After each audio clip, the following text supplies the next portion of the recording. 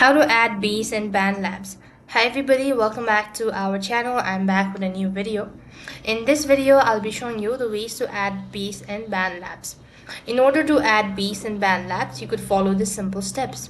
First thing first, log into your Bandlabs, and when you're logged into your account, that's gonna take you to the home page. After which, you will need to go ahead and click on the plus button at the bottom of the page.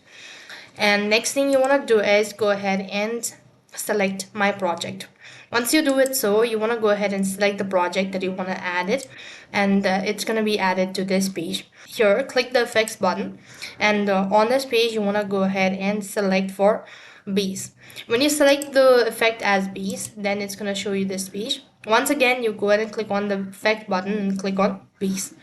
As soon as you've done it, so now you could go ahead and make changes with it, or upload the recording, or you could also go ahead and record it as well. So this way you'll be able to add beats in Bandlabs. That's all for this video. I hope the video was helpful. Make sure to like, share and subscribe to our channel.